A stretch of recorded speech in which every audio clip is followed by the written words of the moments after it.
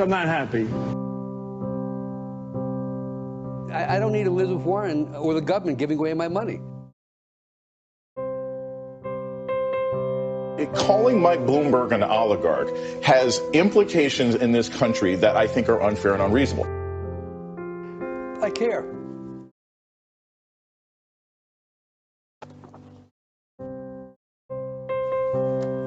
That's it.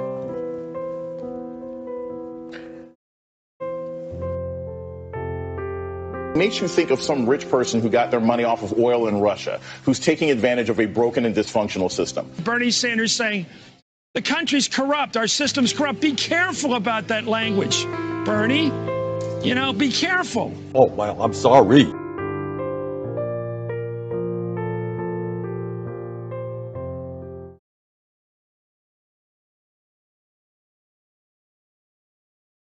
Now witness the firepower of this fully armed and operational battle station. I like my meat tight.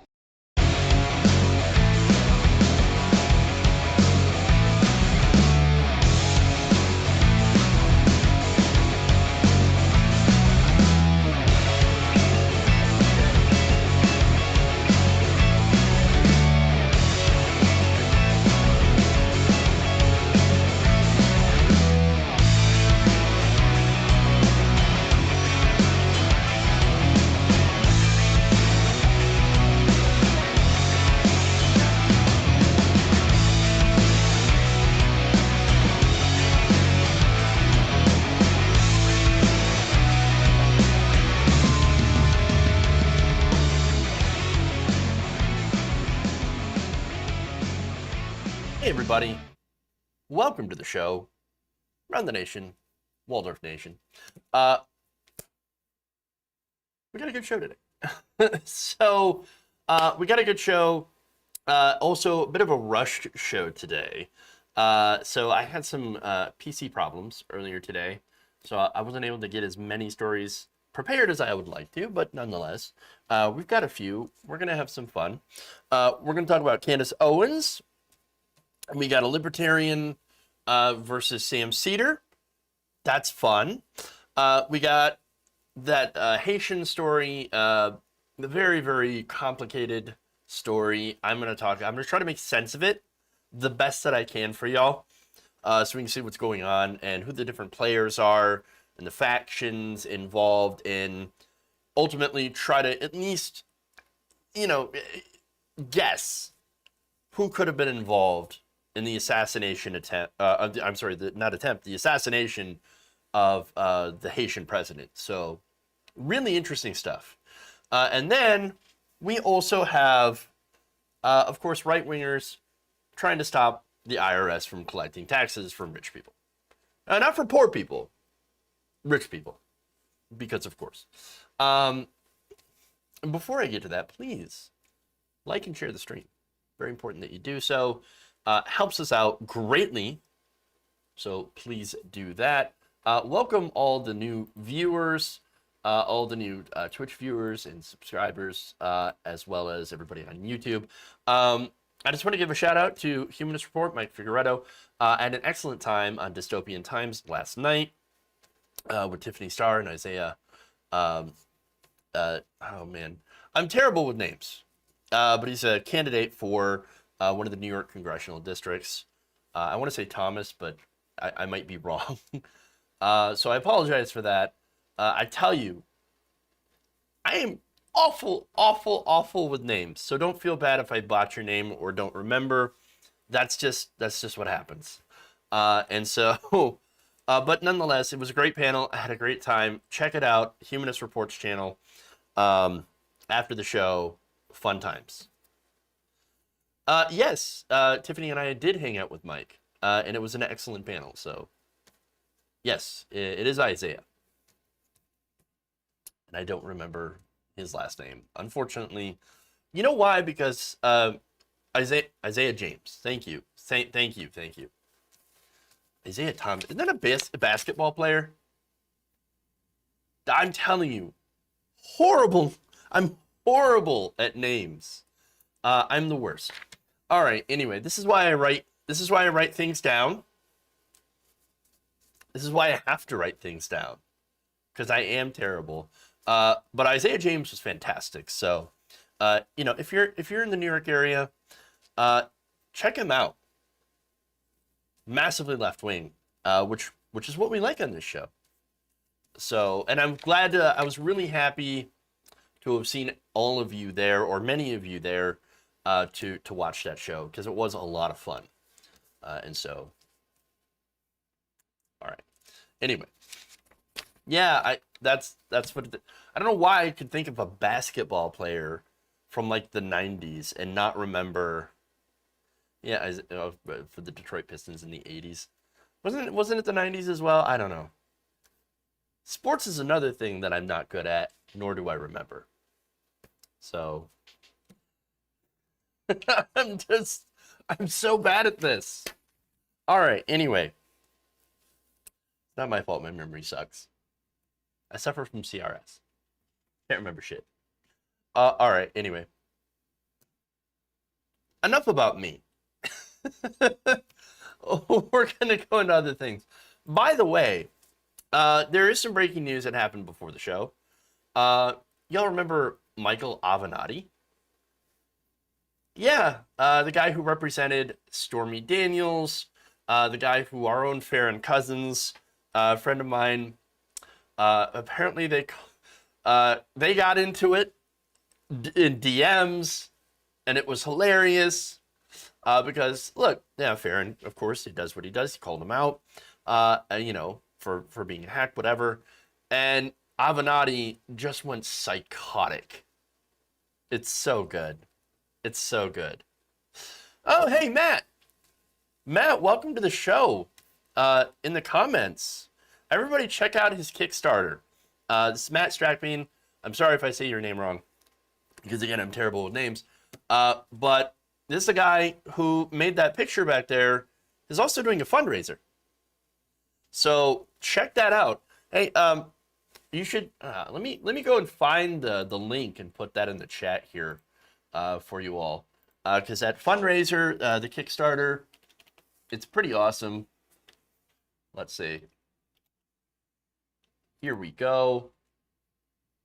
Let's put that project here in the chat.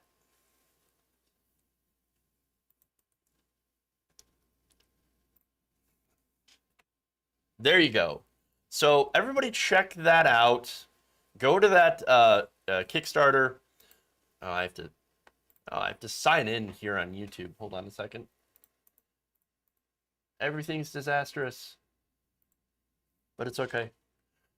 Yeah, go and check that out. Join in on that. Please donate and help him out. Matt's an incredible artist and a great progressive. Okay, now I've messed up my YouTube chat. But anyway, so now Michael Avenatti, to get around to what I was actually talking about, Avenatti just got sentenced to prison. This is according to CNBC. Michael Avenatti, the brash attorney who became a leading foe of then-President Donald Trump, was sentenced Thursday to 30 months in prison for a botched scheme to extort Nike out of $25 million. Oops. Now, look, we all remember how crazy the election cycle was. Avenatti was at one point seeking the Democratic nomination. There were libs that are like, Avenatti for president. Oh my God.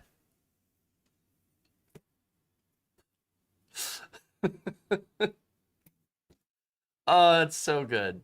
It's so good. Look, yes, it's only 30 months.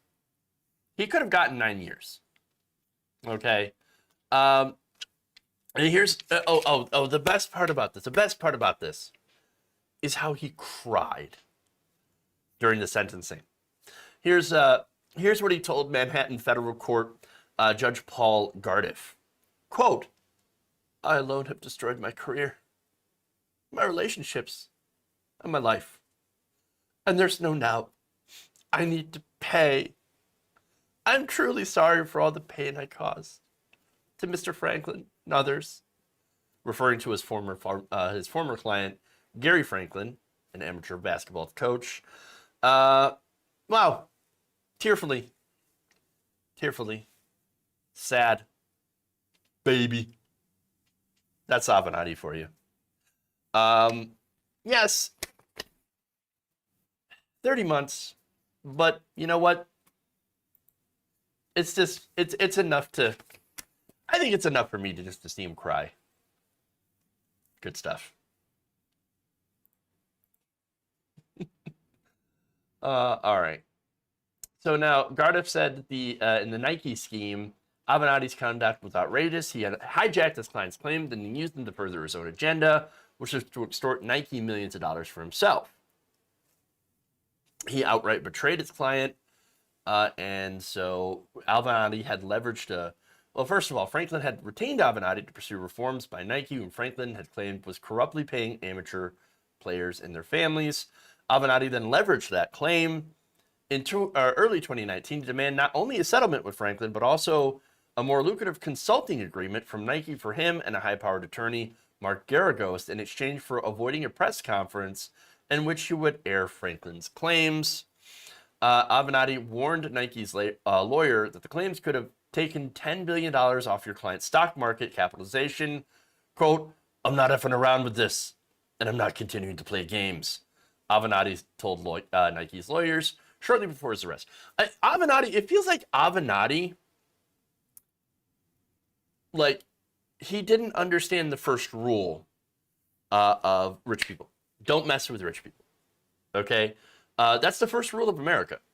The only time you ever get in trouble is if you try to steal from rich people. And that's exactly what happened. And so, hey, that's what happened. Sad day for him. Enjoy prison, Avenatti. Avenatti was the darling of the left, at least on mainstream media. It's true. They loved him. But everybody, a lot of us on the left, we saw right through it. Again, Farron Cousins was on that guy. He knew. He was like, yeah, this guy's a total jackass. There you go. All right. The first rule of acquisition. Well, I mean, he tried to be a Ferengi, and it didn't work out for him. So, enjoyed you on Dystopian Times. Thank you. I appreciate that. It was a lot of fun. All right, we should probably get into the actual prepared stories that I have for today. I think we'll do that. We'll go with Candace Owens.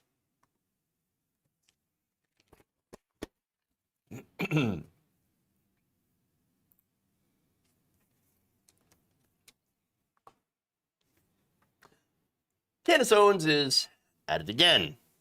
This time, the conservative firebrand is virtue signaling to her 2.7 million followers that she is not getting the COVID-19 vaccine. Here's what she tweeted.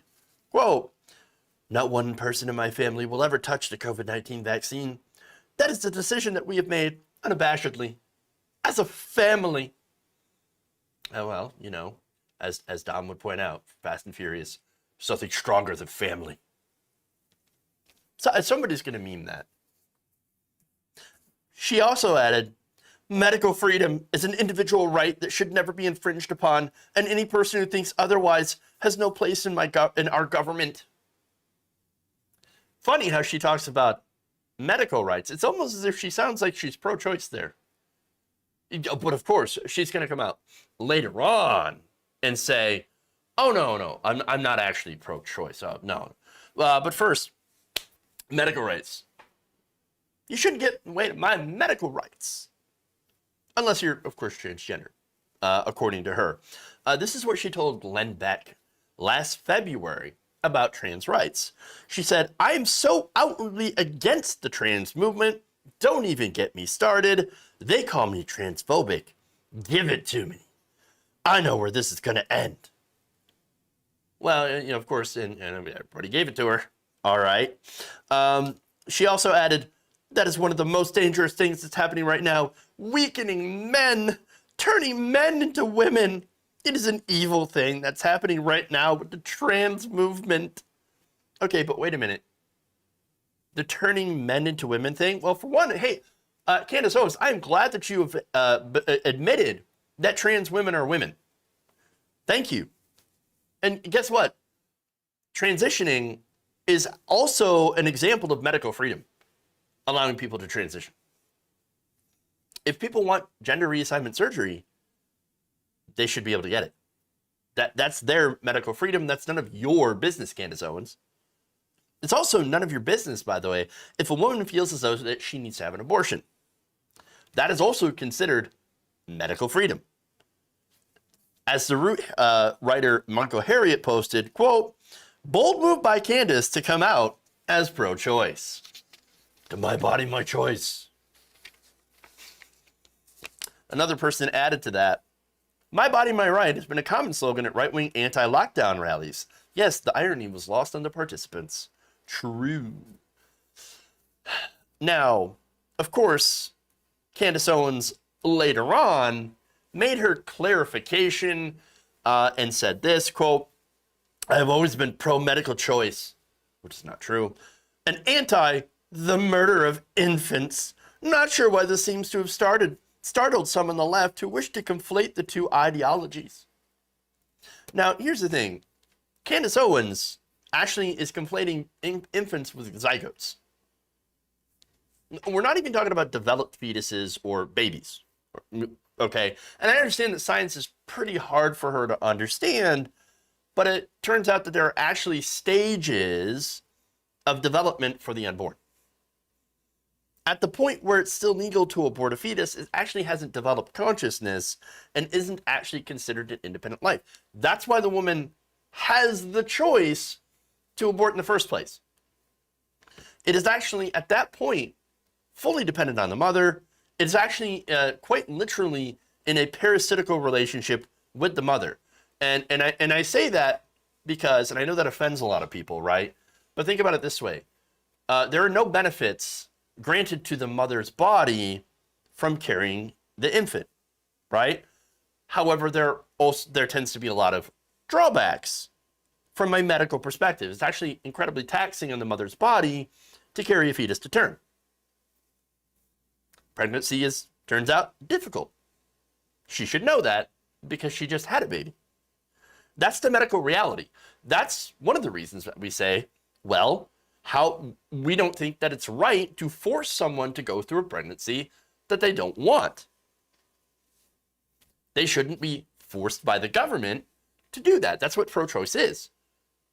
We don't want the power of the state, the government, to come in and force you to carry that baby to term if you don't want to carry that baby to term.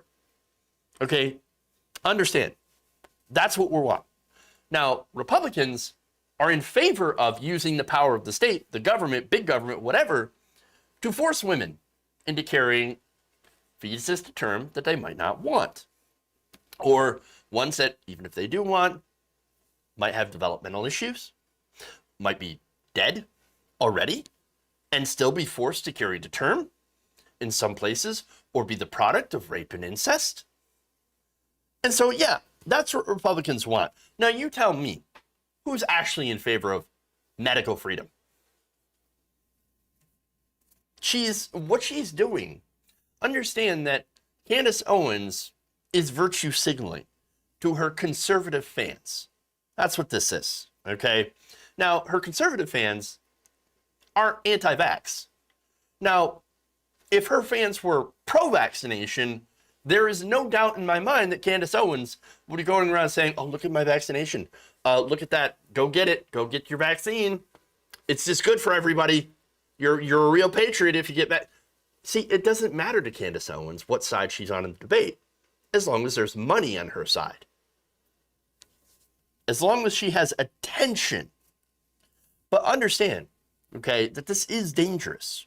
Remember, it is the unvaccinated in red states who are right now aiding in the development of new COVID-19 variants. We talked about the Delta strain, right? That is becoming the dominant strain in the United States. It is all over. It is in every state, all 50 states. The Delta variant, of course, is much more transmissible and infectious than the original strains. And then, of course, there's the Lambda, which has gotten all over Peru because, of course, they have very low vaccination rates.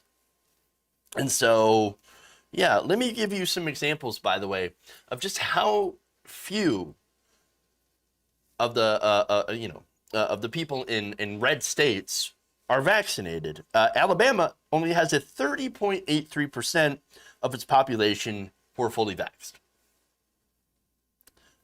According to Johns Hopkins University of Medicine, Mississippi, Arkansas, Wyoming, and Louisiana, all states that voted for President Donald Trump in 2020 have the lowest vaccination rates in the country and consequently the highest case numbers of COVID-19, as well as the highest amounts of deaths. In fact, 99% of the deaths from COVID-19 now are among the unvaccinated. So what she is doing is literally encouraging her followers to get themselves sick. And I'm going to guess here, but I probably with a 90% certainty, I believe Candace Owens is vaccinated. Here's why, right? For one, she's a grifter, not an idiot. She knows where the money's at. And of course she doesn't want to get sick with COVID-19. She has an infant at home. She'd be an absolute moron in order to not be vaccinated around a child of that age. Again, grifter, not stupid. I think she pulled a Trump and got quietly vaccinated and hasn't told anybody. And now is coming out in virtue signaling and saying, "Oh no, I'm not going to touch a vaccine." You've already had it. Understand that her entire career is in grift. And what she does is that she tells white conservatives exactly what they want to hear. Mainly, of course, that black people are bad. That's the whole reason Candace Owens has a career. That's all they want from her.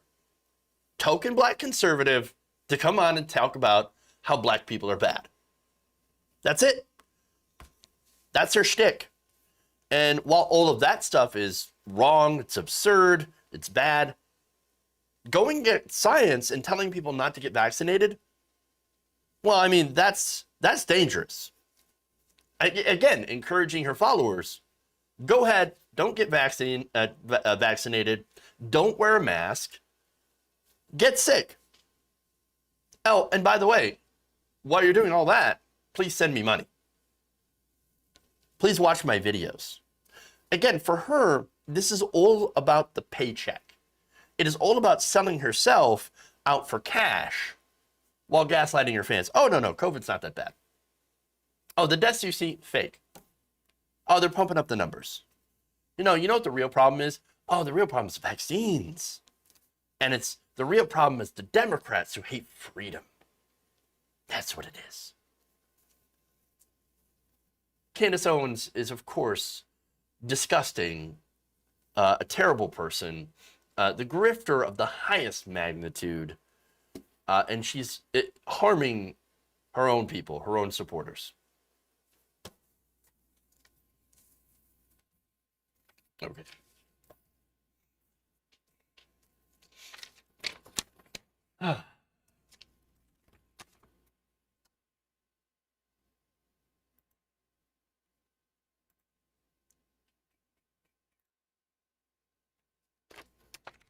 Weird trolls. Weird trolls.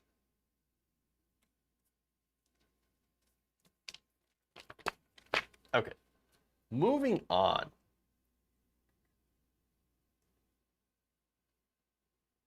Actually, before I move on.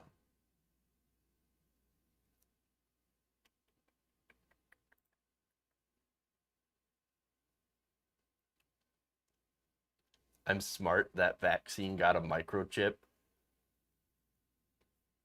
If you believe that, you're really not that smart.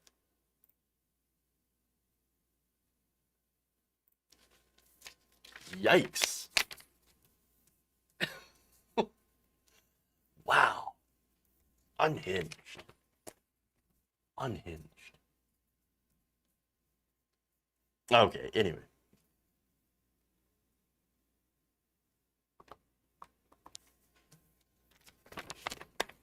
All right.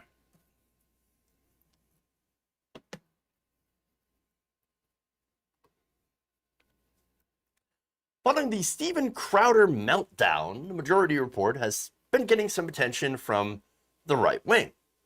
All right, well, that's interesting. So now, Sam Seder has a history of debating libertarian callers and, dismantling them, destroying them. But now he's getting some big ones. One of the more recent libertarian callers is actually the chairman of the board of the Ayn Rand Institute, Yaron Brook, who had a debate with Sam over regulations, especially involving the towers in Surfside, Florida, that had collapsed. I want to show you some of that, where this guy's going to make an incredibly terrible argument. Take a look. But you know what? I also like the incentive of, in a free market, not in the world in which we live now, where everybody hides behind the government, of the insurance company that insured that building, because they've got a lot of claims that they're going to have to pay now, and they're going to take a big hit.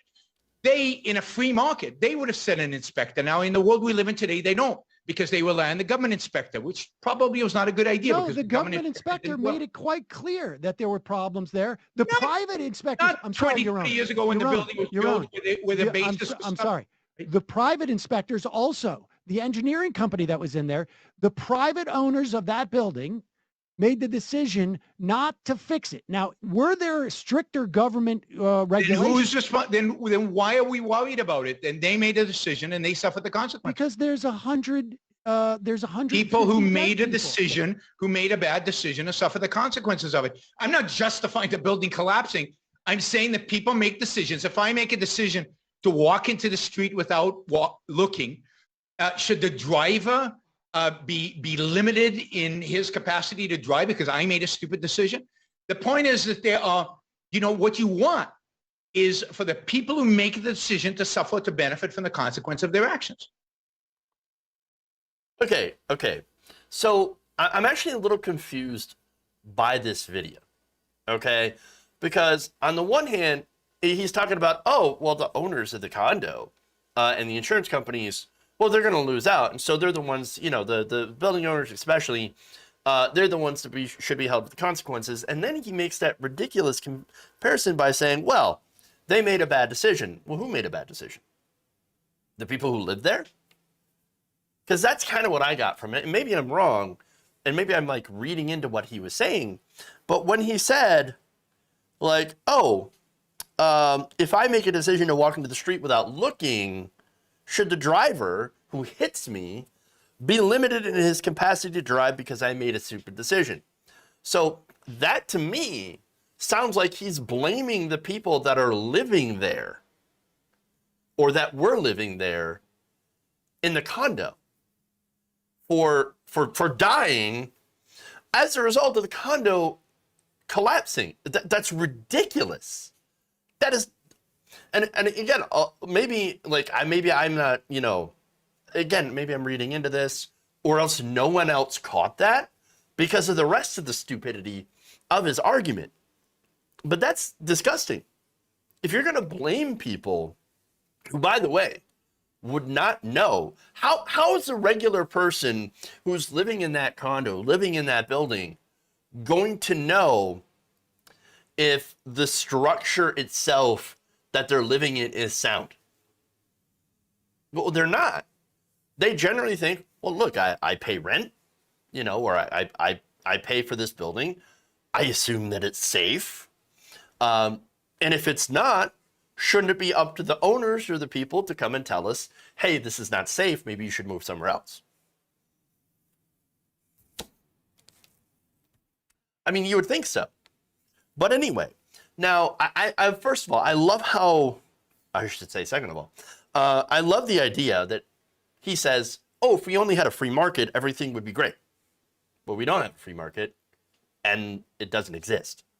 There is no such thing as a quote-unquote free market. And it's amazing how then he also claims, like a lot of libertarians do, well, nothing would ever go wrong if the government stayed out of everything. That is his supposition. That's what he believes. Now, here's the thing. They had a government inspector and a private inspector. They both warned of major structural damage to the building that would only get worse with time. And he said, well, you got to fix that. And the owners were like, yeah, we'll get to it. But then they didn't. In fact, less than 3 months before the collapse, the condo association president said the condition of the building had, quote, gotten significantly worse since the inspection in 2018. They knew, but then they still said, oh, well, look, we don't want to spend the money. That's it. I mean, yeah, we know it's bad. We know something is probably going to happen, but we're too cheap. And look, some of the repairs, of course, they're going to be expensive. There was something about how the basement, the base of the building, everything was built completely flat, and it was supposed to be on an angle. And well, they didn't.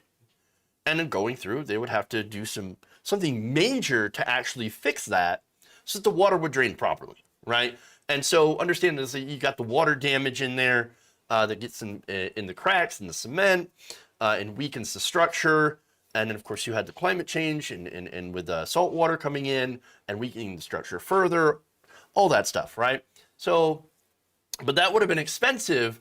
So instead of actually saying, well, what are our options? How can we finance this? Or should we just tell all the tenants, hey, but it's sad, but if you don't leave, it's going to fall over.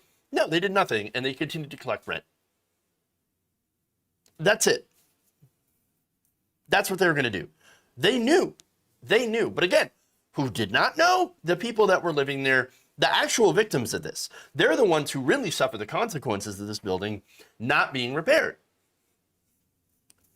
Not the condo owners who are like, oh, golly gee, now I have to, or the insurance companies, I have to pay out insurance claims, and oh, I lost the building, I lost my revenue stream.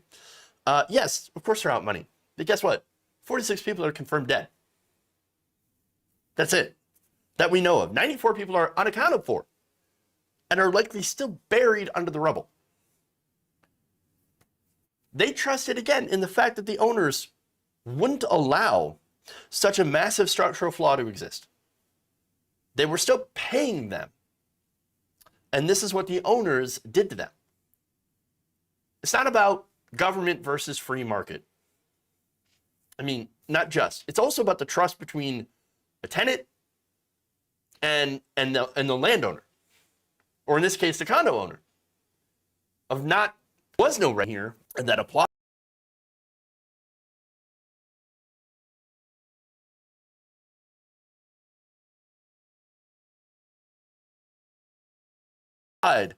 That allowed the government to come in and force this company to make these necessary repairs. And that's what Sam Seder was talking about.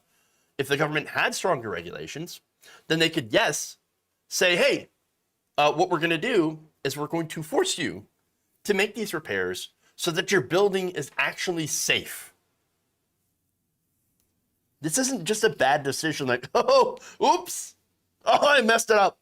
No, this is an absolute tragedy that the so-called free market would not have fixed. I mean, look, here's what I would do. All right. So for me, I would pass a law, okay, that if there's in cases like this, regulation, if inspectors find a problem in the building, you are, obligated to fix it. Relatively straightforward, right? If it's something that is going to cause the building to collapse, you should get it fixed. If you do not, you will get fined. But you will get fined more than what it takes to fix it. Well, no, how's that fair? Why are you going to fine me more than what it would take to fix? So that instead of paying a measly fine, you go and get it fixed. Because that's the whole point. That's the whole point. You want to get it fixed. You need to get it fixed. Not only that, but I would also be like, hey, there's a statute that you must inform your residents. If you do not fix this, if you do not get this fixed, then we are going to tell all the tenants that there is a significant structural flaw and allow them to break lease.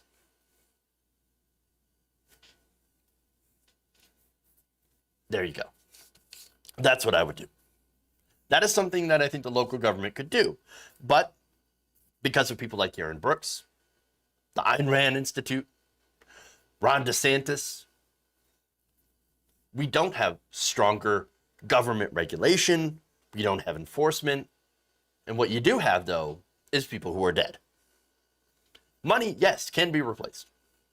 People can't. And that's who is hurt the most by this. By libertarian ideology, is regular people.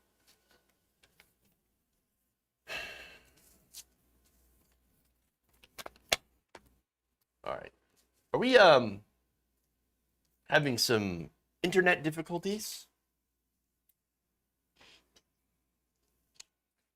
I think we are, so I'm going to take a break and see if it kind of evens out, kind of fixes itself. And we'll be back.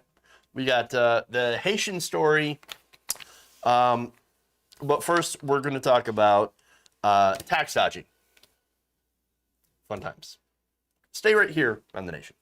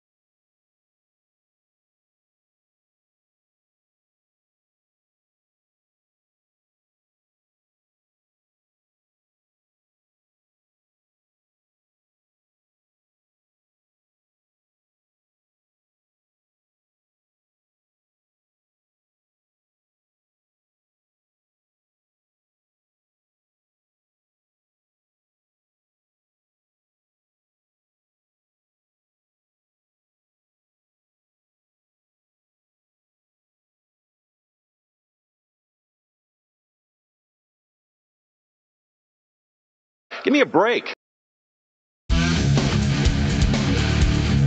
Dumps. Big, massive dumps.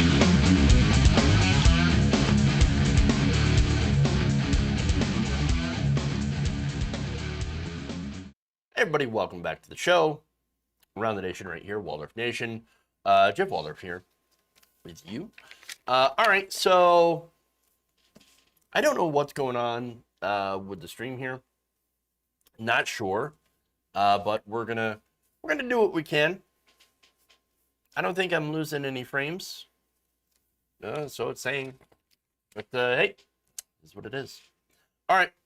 Anyway, let's just dive into the next story here. But before I do, thank you for the super chats. Owens is complete trash. True. All right.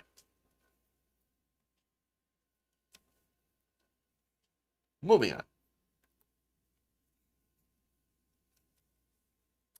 It appears that organizations bankrolled by wealthy Americans and large corporations are mobilizing against a bipartisan agreement to boost IRS funding.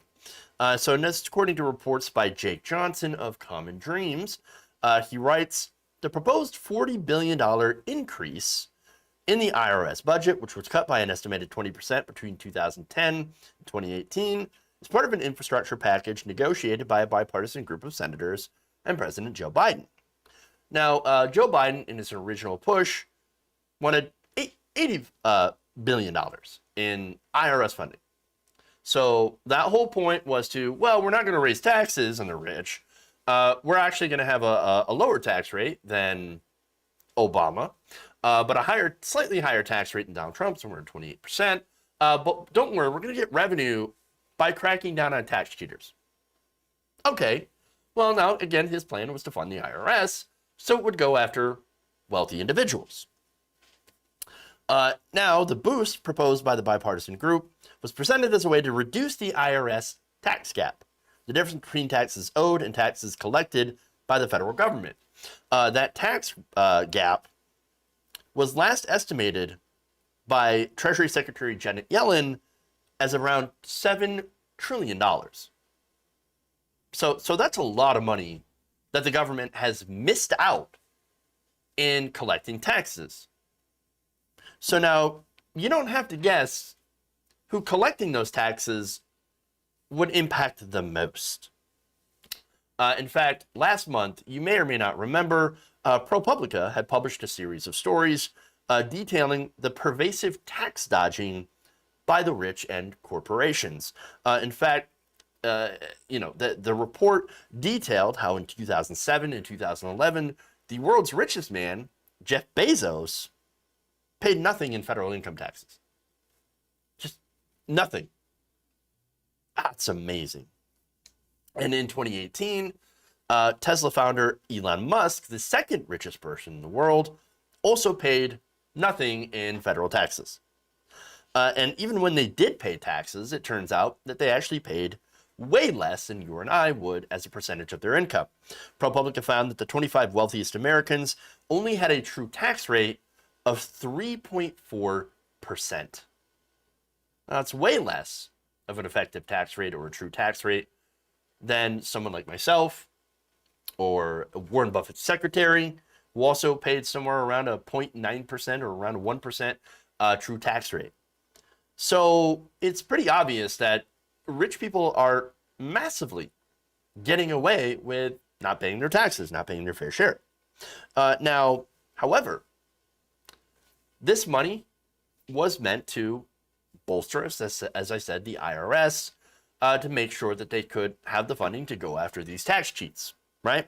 Now, as the Washington Post reported on Wednesday, though, the IRS provision of the bipartisan infrastructure plan is, quote, drawing opposition from well-funded conservative groups, which are strongly opposed to expanding the reach of a tax collection agency that they have long alleged is politically motivated. Gee, I wonder why they think that. Politically motivated. Oh, wait, it's because wealthy conservatives have gamed the system on behalf of their donors. The donors donate to the Republican Party. That allows them to game the system. And so rich people win. And as a result, we don't get things like healthcare. We don't get things like infrastructure. We don't get all of that. And so they get to hoard their money. They get to be like Smog, and sit on a pile of gold, while the rest of us face crumbling roads and bridges. That's insane. Obviously, we have to do something about it. But again, they don't want to because they want to sit there and continue to collect their money. In fact, among the conservative groups spearheading the opposition, the Committee to Unleash Prosperity. For who? Freedom Works, the Conservative Action Project, and the Leadership Institute. The Post also noted that they are preparing a letter that warns Republicans that should not negotiate with the White House unless they agree to no additional funding for the IRS. So they're saying, tank the bill, the bipartisan infrastructure, which already has way too many giveaways to conservatives as it is. And yeah, block it. Block it unless we defund the IRS. It's funny because I thought Republicans are in favor of supporting the police. I mean, that's what the IRS is, the police, but for rich people, right? And that's what it is. They want to remove the cops from the beat as long as it allows them to save money on their taxes. Yeah. Now, the groups are expected to send a letter to Senate Minority Leader Mitch McConnell, who is yet to endorse the bipartisan framework, of course, and had threatened earlier to give his Democratic counterparts a, quote, hell of a fight over infrastructure priorities. So, again, this is Republicans doing the same thing. I showed you the video of Chip Roy, who had talked about how we're just not going to agree to anything. We're going to stall. We're not going to work with the Biden administration. We're not going to do infrastructure. We're going to do nothing until the election. Or I should say, until we get back into power. And of course, what we're going to do when we get back into power is just give more tax cuts to rich people and then privatize industry. Again, one of the problems here in the bipartisan infrastructure bill is the fact that they had things like asset recycling, right? Which is a fancy way of saying we're going to sell off public assets, public infrastructure to corporations who will monetize it. That's what's going to happen here. So now, here's why we need the money in the IRS, all right? It turns out between 2010 and 2018, according to the Center on Budget and Policy Priorities, IRS audit rates for the biggest U.S. corporations and American millionaires fell by 51 and 61%, respectively. And in 2019, ProPublica reported that due to inadequate funding and resulting staff shortages, the IRS now audits poor Americans at about the same rate as the top 1%. You know why? You know why they'd rather audit the poor than go after the rich? It's because the poor have no resources. As far as wealthy taxpayer, or I should say wealthy tax cheats, they've got all this money and they go and they have an army of lawyers and they have all these legal tricks that they can do and this fancy accounting that they can basically skirt these tax laws and get away with not doing anything. And that's it. And so that's, the rich can do that, the poor can't. So that's why the IRS is like, well, we don't have enough manpower to counter any of that stuff. So we're just going to go after poor people who can barely afford to pay anything. And here's the thing, again, regular people don't have the resources to fight against the IRS. I mean, theoretically, sure, I have access to all the lawyers and fancy accountants, the same ones that, wealthy conservatives do, tax cheats do. But it's not like I have the money to pay them to try to save money on my taxes, to shield my income from taxation. And that's like the difference. That is the big difference here. Okay? This disproportionately goes after the poor, targets the poor, and helps the rich. Which is why, of course, you have these right-wing groups that are spending tons of money fighting against the IRS. In fact, in May, Politico reported that right-wing groups launched a campaign of TV ads, social media messages, and emails to supporters criticizing Biden's proposal, and that's earlier proposal, to hire nearly 87,000 new IRS workers over the next decade to collect money from supposed tax cheats. According to the Post, the organizations leading the latest effort to prevent an IRS finding hike include those that have received funds from major conservative donors, including the Mercer Family Foundation, the Sarah Scaife Foundation, and the Donors Trust, a donor-advised fund that gives to conservative and libertarian causes. One signatory to the letter, Phil Kerpen of the American Commitment, worked 5 years for Americans for Prosperity, the main political arm of the Koch network. So understand, this is a wealthy, deeply, deeply afraid of being forced to pay their taxes. Not new taxes, just paying what they already owe, their fair share. And what they're doing is that they're willing to spend millions of dollars in lobbying in order to sink Biden's infrastructure plan. they say, no, we don't care about rebuilding roads and bridges. If that means that we're going to actually have to pay our fair share of taxes, no, we don't care about fixing them. We don't want to build them unless, of course, we end up getting profit from it somehow. That's what's going on in this country. They're only out for themselves at the expense of the rest of us. Okay.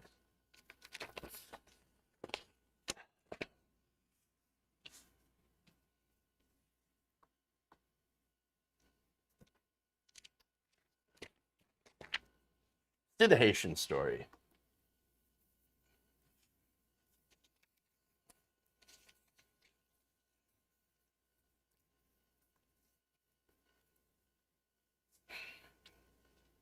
So recently, news of the president of Haiti, Jovenel Moïse, his assassination has been reported by several different outlets, and there's a lot to the story. It gets very convoluted, but what happened is that the president was assassinated in an attack on his home in the outskirts of Port-au-Prince on Wednesday. Now, in a statement, Haitian Prime Minister Claude Joseph said that a group of unidentified individuals had attacked the private residence of the president, killing him and injuring the First Lady. And so details, of course, are trickling out about this, how these were very well-organized, armed mercenaries that had did the strike, and then this pulled off this assassination, and even claimed to be on behalf of the DEA. And so, again, there's a lot of confusion going on here. There's a lot of moving parts. There's a lot of different players involved. And what I'm going to try to do is try to make sense of it the best that I can. And I'm going to start, of course, with the presidency, the contentious presidency of Jovenel Moïse. And so, now look, he had taken power in 2017. Moïse had. Now, this was a very contentious election. Like, if you thought that 2016 was contentious and 2020, no, the 2016 election in Haiti was even worse. There were, of course, allegations of voter fraud, vote rigging. They ended up basically redoing the first round of elections. And, of course, Moïse ended up with getting about 55% of the vote. But as a consequence of all the chaos, he didn't actually take power until 14 months after the election. So already insane. And the reason that I bring that up is because that was actually a big point of contention for Moïse, and it led to what he did later, an attempted coup. So now, super important, right? Now, y'all remember during Trump's administration, during his presidency, he kept joking, or, well, I don't know if he was joking or not, but he kept saying things like, I should get an extra year with the Mueller report, the impeachment hoax that stole a year out of my presidency. I should be able to serve an extra year. And we all laughed and laughed, right? Well, it turns out Moïse actually was like, oh, that sounds like a good idea. I am going to take an extra year, or I'm going to take, extra time and to serve as president anyway, even after the end of my term. So that's what happened. So he was accused by critics of orchestrating a coup to stay in power beyond February 7th, when his term had officially ended. So I'm going to go to Democracy Now! Here, because as a result of that, massive protest among Haitian citizens.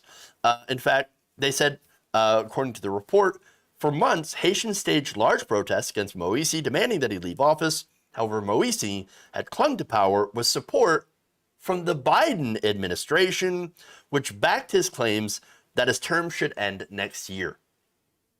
So the Biden administration, the liberals, right? The ones who were like, oh, Donald Trump should not get an extra year, it's ridiculous, were actually okay with Moïse doing the same thing. Oh no, Moïse's fine. Well, it turns out it's because Moise is U.S. backed. He's a businessman known as the Banana Man. And so he's been very good to U.S. corporate interests in Haiti. So they backed Moise, as I said. Good for interests in the United States. Good for, of course, the elite in Haiti, which comprises, of course, of the business owners, lighter-skinned Haitians. Not exactly a champion for the people of Haiti. Now, understand, too, that being U.S.-backed in Haiti makes you incredibly unpopular.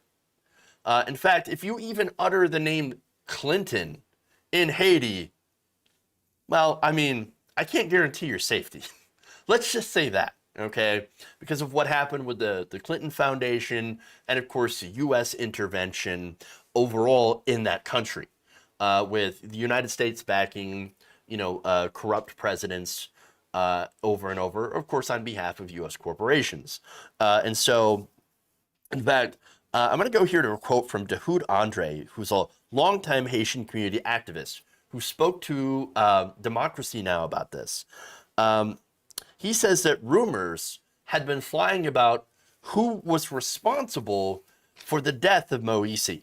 He said, quote, "As of right now, we have no clue where this assassination came from," but added that the Haitian people had loathed Jovenel Moise and described him as a, quote, tool of the United States. And just to point out how connected, as I said, Moise was to the United States and backed by the West, obviously. There's an article in The Intercept, actually back in 2019, that detailed how U.S.-backed mercenaries were paid to attempt to transfer $80 million from a government fund. This is an oil fund that was supposed to pay for roads, bridges, infrastructure, etc. Moise, what he wanted to do was take that money, that $80 million, and put it into his own account. Oh, great. So now that mercenary group, made up of, it's some of the weirdest people, right? There was one that's like a bodybuilder, moonlights as a country singer, and they, of course, they had no idea. They were Blackwater contractors. And so just this weird mix of people that botched the entire thing. And in fact, I'm going to go here from The Intercept here. This is Kim Ives and Matthew Cole. Here's what they wrote. "Many details of the operation remain murky, but based on interviews with the Haitian law enforcement and government officials, as well as a person with direct knowledge of the plan, a picture of the clumsy effort by the mercenaries emerges. What at first resembled a comedic plot about a group of ex-soldiers looking for a quick and easy mercenary score was in fact a poorly executed but serious effort by Moise to consolidate political power with American muscle. None of the Americans spoke directly with Moise or received official paperwork from the Haitian government authorizing them to undertake the mission, according to the person with direct knowledge of the operation. However, Moise presidential aide Fritz Jean-Louis and the plot's other key organizer, Josu Leconte, a Haitian American from Brooklyn and a close friend of Moise, do not appear to have been rogue operators. So, very likely, since they were working on behalf of Moise, they were working with Moise.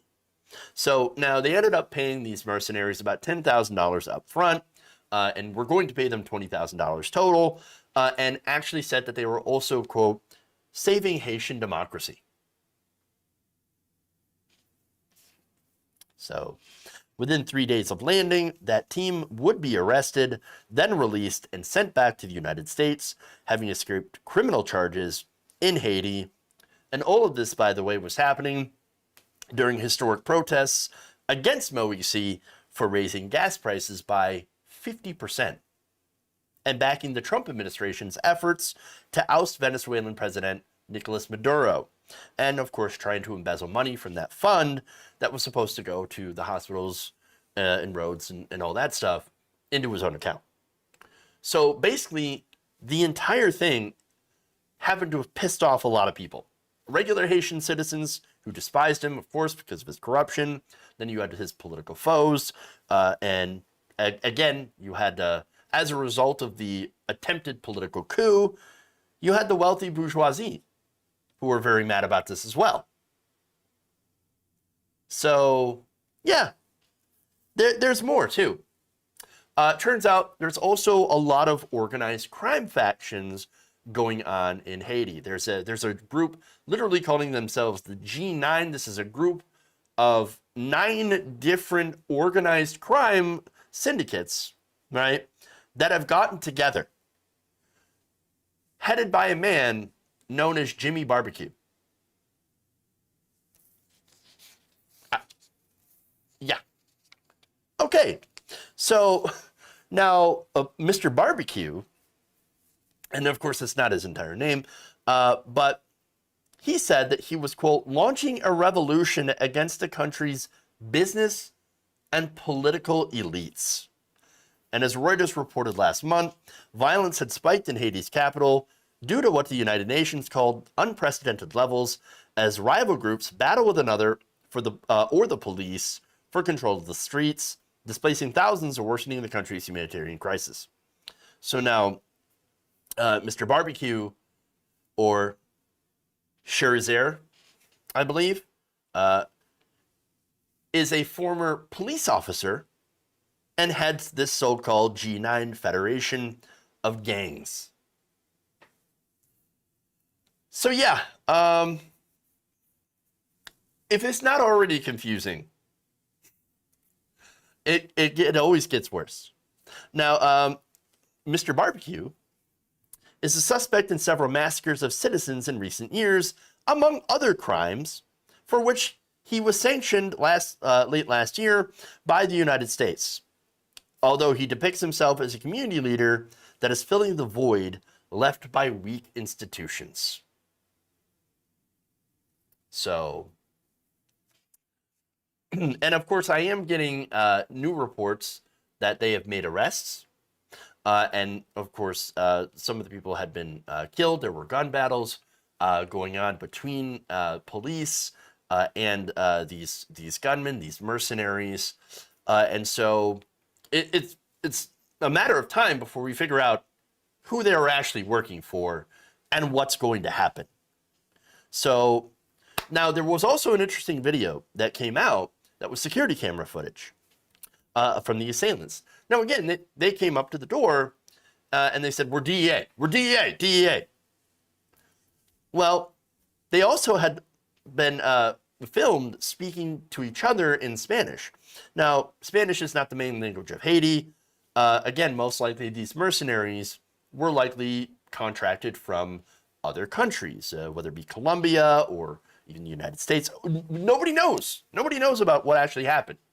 And so we're going to have to see what kind of information comes out about that.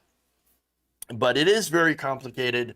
There is a lot of players. Again, some people were speculating that it was a crime syndicates or people that, from the bourgeoisie that were hiring, the wealthy people inside of Haiti that didn't like the coup attempt. Maybe that they had actually hired some, mercenaries. I don't know. We don't really know what happened. So yes, and they speak French Creole in Haiti, or Haitian French, and so people speaking Spanish, absolutely in Haiti, it's a little strange. You don't see a lot of that, and so again, it's all super complicated. But I can tell you one thing for sure: the Haitian people are not doing well under anyone right now. There is corruption. There is incredible instability. There's the American interventionism, like I said, with the Clintons, the gang violence. It's a terrible situation. And understand that U.S. media, we only tend to pay attention, unfortunately, when something like this happens. And when, of course, U.S. interests are at stake. Again, Moise was absolutely a friend of the Trump administration, backed by the Biden administration, and was against Maduro in Venezuela. And so it gets, like I said, incredibly confusing unless you look at some of the players and what they represent. And so all I can say is that, you know, hopefully we find out, we get to the bottom of who was actually involved, who ordered these mercenaries. But I also wanted to express solidarity with the Haitian people, the people who are actually suffering through all of this right now, the poverty, the foreign meddling, the crime, the corruption, all that stuff, having to deal with all of that stuff. And so I hope that at some point Haitians can actually elect a leader once again that represents their interests instead of foreign interests or corrupt interests. Okay. Jeez.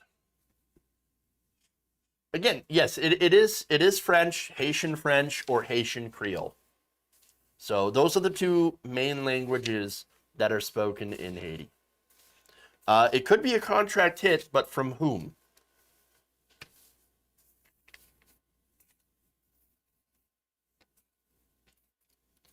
All right. Spanish mercenaries being looked at closely. Yeah. I read the police killed 4 mercenaries and captured 2 more. First black nation of this hemisphere has been destroyed by corruption, white supremacy, and natural disasters. True. Very, very true. All right. Anyway. I gotta go. That's all I got for y'all today. Thank you for going around the nation with me today, or in this case, some parts of the world. And please like and share the stream if you haven't already. We are going to do a show tomorrow. So normal time, normal place, right here around the nation. And so join us. And then afterwards, of course, I'm going to do the TYT Power Panel. It should be a lot of fun. So join me for all of those today. Or tomorrow. And enjoy the rest of your day tonight. See you all later. Love you. And remember, change begins with you.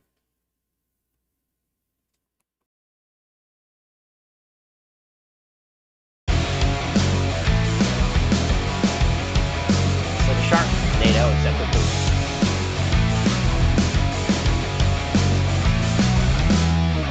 Wet ass keyword. Dumps.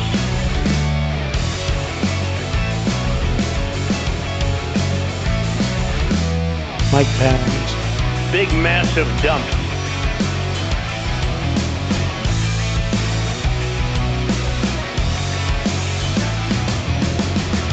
Please clap.